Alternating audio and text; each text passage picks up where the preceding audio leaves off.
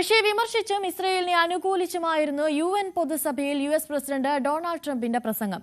Britain, France അടക്കമുള്ള രാജ്യങ്ങൾ സ്വതന്ത്ര പലസ്തീൻ എന്ന നിലപാടിനെ അനുകൂലിച്ചിട്ടും സമാധാനം ആഗ്രഹിക്കുന്നവർ ഒറ്റക്കെട്ടായി നിലനിൽക്കേണ്ടത് ബന്ദികളെ മോചിപ്പിക്കാനാണെന്നായിരുന്നു ട്രംപിന്റെ ഒളിയമ്പ്.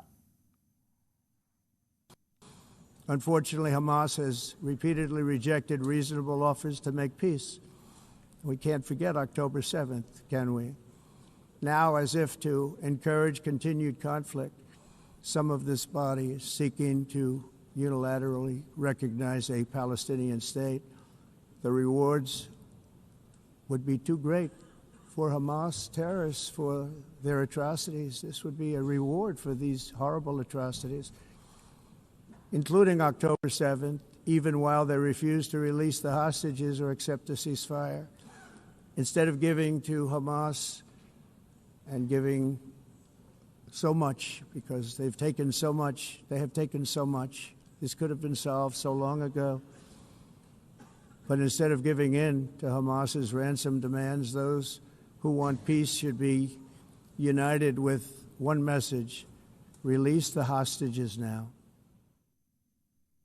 കൂടുതൽ വിവരങ്ങളുമായി അഭിലാഷ് രാധാകൃഷ്ണൻ തന്നെ ചേരുന്നുണ്ട്. അഭിലാഷ്, സെലൻസ്കിയെ ധീരൻ എന്ന് വിശേഷിപ്പിക്കുന്നു, അതേസമയം തന്നെ പലസ്തീനെ അംഗീകരിക്കുന്ന രാജ്യങ്ങളെ വിമർശിക്കുന്നു. ഇതിലൂടെയൊക്കെ തന്നെ പലസ്തീനെ ഒരു തരത്തിലും ട്രംപ് അനുകൂലിക്കുന്നില്ല, അല്ലെങ്കിൽ ഒരു തരത്തിലും പലസ്തീനെ അംഗീകരിക്കുന്നില്ല എന്ന് വേണ്ടേ കരുതാൻ? അനുശ്രീ, ഇക്കാര്യത്തിൽ ഇപ്പോൾ ലോകത്ത് പ്രധാനമായി നടക്കുന്ന രണ്ട് യുദ്ധങ്ങളാണ്. ഒന്ന് റഷ്യയും യുക്രൈനും, അതുപോലെ ഇസ്രായേൽ ഗാസയിൽ നടത്തുന്ന യുദ്ധവും. ഇതിൽ റഷ്യ യുക്രൈൻ യുദ്ധത്തിൽ യുക്രൈനൊപ്പമാണ് ഡൊണാൾഡ് ട്രംപ്.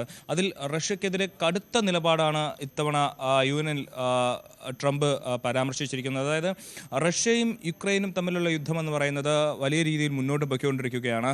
അതിൽ റഷ്യയുടെ നിലപാട് അപലപനീയമാണ്. റഷ്യയുമായി സംസാരിച്ചിരുന്നെങ്കിലും ഒരു തരത്തിലും യുദ്ധത്തിൽ നിന്ന് പിന്മാറാനുള്ളൊരു നിലപാടല്ല റഷ്യൻ പ്രസിഡന്റ് വ്ളാഡിമിർ പുടിൻ സ്വീകരിക്കുന്നത്. അതുകൊണ്ട് തന്നെ റഷ്യക്കെതിരെ കടുത്ത നിലപാടിലേക്കും നടപടികളിലേക്കും കടക്കാനാണ് താൻ ആഗ്രഹിക്കുന്നത്. റഷ്യയിൽ നിന്നുള്ള എണ്ണ വാങ്ങുന്നത് മറ്റ് യൂറോപ്യൻ രാജ്യങ്ങൾ നിർത്തണം. അതുപോലെ റഷ്യക്കെതിരെ വലിയ രീതിയിലുള്ള ഉപരോധങ്ങൾ ഏർപ്പെടുത്താൻ അമേരിക്ക തീരുമാനിച്ചിരിക്കുന്നു. അത് യൂറോപ്യൻ രാജ്യങ്ങളും ആ ഒരു നടപടിയിലേക്ക് കടക്കണം. അതുപോലെ തന്നെ റഷ്യയുടെ ഏതെങ്കിലും പ്ലെയിനോ ഡ്രോണോ നാറ്റോ രാജ്യങ്ങൾക്ക് മുകളിലൂടെ പറന്നാൽ അതിന് ആ നിമിഷം തന്നെ വെടിവെച്ചിടാനാണ് ഡൊണാൾഡ് ട്രംപിൻ്റെ പ്രഖ്യാപനം. അതുപോലെ മറ്റ് ഒരു പ്രധാനപ്പെട്ട കാര്യം പറയുന്നത്, യുക്രൈനും റഷ്യ യുദ്ധത്തിൽ കീവ്, അതായത് യുക്രൈൻ്റെ തലസ്ഥാനമായ കീവ് നേരത്തെ, അതായത് യുദ്ധത്തിന് മുമ്പ് ഏത് തലത്തിലായിരുന്നു ആ തലത്തിലേക്ക് തിരികെ എത്തും. അതായത് റഷ്യ പിടിച്ചെടുത്ത യുക്രൈൻ്റെ ഭാഗങ്ങളെല്ലാം യുക്രൈൻ തിരിച്ചു പിടിക്കും. അത് യൂറോപ്യൻ രാജ്യങ്ങളുടെയും നാറ്റോയുടെയും സഹായത്തോടെയായിരിക്കും അത് നടക്കുക എന്നുള്ളൊരു വലിയ പ്രഖ്യാപനം കൂടി ഡൊണാൾഡ് ട്രംപ് നടത്തിയിട്ടുണ്ട്. അതായത് റഷ്യയെ യുദ്ധം ചെയ്താണെങ്കിൽ അങ്ങനെ തന്നെ തോൽപ്പിക്കും എന്നുള്ളൊരു പരോക്ഷമായ ഒരു പ്രസ്താവനയാണ് ഡൊണാൾഡ് ട്രംപ് നടത്തിയിരിക്കുന്നത്. അതായത് ഈ യുദ്ധം ഒഴിവാക്കാനായിട്ട് ട്രംപ് പുടിനെ നേരിട്ട് ചർച്ചയ്ക്ക് വിളിക്കുകയും ഇരുവരും ചേർന്ന് ചർച്ച നടത്തുകയും, എന്നാൽ ആ ചർച്ച ഒരിടത്തും എത്താതെ പോവുകയുമായിരുന്നു. റഷ്യൻ പ്രസിഡന്റ് വ്ളാഡിമിർ പുടിൻ തൻ്റെ നിലപാടിൽ ഉറച്ചു നിന്നു. ഒരു തരത്തിലും ഒരു വിട്ടുവീഴ്ചയും ഉണ്ടാകില്ലെന്നുള്ള നിലപാട് ഡൊണാൾഡ് ട്രംപിൻ്റെ മുഖത്ത് നോക്കി പറഞ്ഞുവെന്ന് വേണം നമുക്ക് മനസ്സിലാക്കാൻ. അതിനുശേഷമാണ് ഇത്തരത്തിൽ റഷ്യൻ പ്രസിഡന്റ് വ്ളാഡിമിർ പുടിനെതിരെ വലിയ രീതിയിലുള്ള ഒരു വിമർശനത്തിന്, ആരോപണത്തിനൊക്കെ ഡൊണാൾഡ് ട്രംപ് മുതിർന്നിരിക്കുന്നത്. ട്രംപ് പറഞ്ഞ മറ്റൊരു കാര്യം പ്രധാനപ്പെട്ടത്, റഷ്യ ഒരു വലിയ സാമ്പത്തിക ദുരന്തത്തിലേക്ക് പോയിക്കൊണ്ടിരിക്കുകയാണ്. വലിയ രീതിയിലുള്ള ഉപരോധങ്ങൾ റഷ്യയെ കാത്തിരിക്കുന്നുണ്ട്. റഷ്യ എത്രയും പെട്ടെന്ന് യുദ്ധത്തിൽ നിന്ന് പിന്മാറിയില്ലെങ്കിൽ വലിയ നഷ്ടങ്ങളായിരിക്കും റഷ്യയ്ക്ക് ഉണ്ടാകാൻ പോകുന്നത് എന്നുള്ളൊരു പ്രസ്താവനയാണ് ഡൊണാൾഡ് ട്രംപ് നൽകിയിരിക്കുന്നത്. അതുപോലെ തന്നെ ഒരു സമയത്ത് ഈ സെലൻസ്കിയും യുക്രൈൻ പ്രസിഡന്റ് സെലൻസ്കിയും ഡൊണാൾഡ് ട്രംപുമായിട്ട് ഒരു വാക്കേറ്റം വരെ ഉണ്ടായത് നമ്മൾ നേരിട്ട് കണ്ടതാണ്. ഒരു ലൈവിൽ തന്നെ നമ്മൾ കണ്ടിരുന്നു. അതിനുശേഷം വ്ളാഡിമിർ സെലൻസ്കി ട്രംപിനോട് മാപ്പ് പറയുകയൊക്കെ ചെയ്തിരുന്നു. ആ സമയത്ത് ഒരുപക്ഷെ ട്രംപ് ഒരു നിഷ്പക്ഷനായ നിലപാടാണ് എടുത്തിരുന്നെങ്കിൽ ഇപ്പോൾ സെലൻസ്കിക്ക് അനുകൂലമായിട്ടുള്ള ഒരു പ്രോ യുക്രൈനിയൻ നിലപാടാണ് ഡൊണാൾഡ് ട്രംപ് എടുത്തിരിക്കുന്നത് ഈ ഒരു വിഷയത്തിൽ. അതുകൊണ്ട് തന്നെ റഷ്യയെ സംബന്ധിച്ച് റഷ്യക്കെതിരെ വലിയ ഉപരോധങ്ങൾ അമേരിക്ക നടത്തുമെന്ന് മാത്രമല്ല, മറ്റ് രാജ്യങ്ങളെ കൊണ്ടും, മറ്റ് യൂറോപ്യൻ രാജ്യങ്ങളെ കൊണ്ടും നാറ്റോ സഖ്യരാജ്യങ്ങളെ കൊണ്ടും റഷ്യക്കെതിരെ വലിയ ഒരു നീക്കത്തിലേക്കാണ് ഡൊണാൾഡ് ട്രംപ് പൊയ്ക്കൊണ്ടിരിക്കുന്നത്. മറുവശത്ത് പാലസ്തീൻ്റെയും ഇസ്രായേലിൻ്റെയും കാര്യമെടുത്താൽ ഇപ്പോൾ ഈ കഴിഞ്ഞ ദിവസങ്ങളിൽ ബ്രിട്ടനും ഫ്രാൻസും, അതായത് അമേരിക്കയുമായി ചേർന്ന് നിൽക്കുന്ന രാജ്യങ്ങളാണ് ബ്രിട്ടൻ, ഫ്രാൻസ്, ഓസ്ട്രേലിയ തുടങ്ങിയ രാജ്യങ്ങൾ. ഇവരെല്ലാം പലസ്തീനെ ഒരു സ്വതന്ത്ര രാജ്യമായി അംഗീകരിച്ച് രംഗത്തെത്തിയിരുന്നു. ഇത് ഇസ്രായേലിനെ സംബന്ധിച്ചും അമേരിക്കയെ സംബന്ധിച്ചും വലിയ തിരിച്ചടിയാണ്. ഈ കാര്യത്തിൽ പക്ഷേ യൂറോപ്യൻ രാജ്യങ്ങളെ വിമർശിക്കാൻ ഡൊണാൾഡ് ട്രംപ് തയ്യാറായില്ല. പക്ഷേ പരോക്ഷമായ ഒരു ഒളിയമ്പാണ് നടത്തിയിരിക്കുന്നത്. അതായത് പലസ്തീനെ ഒരു സ്വതന്ത്ര രാജ്യമായി അംഗീകരിക്കുന്നതിനേക്കാൾ ഏറ്റവും ആദ്യം വേണ്ടിയിരുന്നത് ഹമാസിൻ്റെ കയ്യിൽ നിലവിൽ ജീവനോടെ ഉണ്ടെന്ന് കരുതപ്പെടുന്ന ഇസ്രായേലിലെ 20ഓളം ബന്ദികളെ തിരിച്ചയക്കണം. അതിനാണ് ആദ്യത്തെ പരിഗണന നൽകേണ്ടത് എന്നുള്ളത്. അതായത് പരോക്ഷമായി പറയുകയാണ്, പലസ്തീനെ ഒരു രാജ്യമായി അംഗീകരിക്കുന്നതല്ല ഇവിടുത്തെ പ്രശ്നത്തിൻ്റെ പരിഹാരം.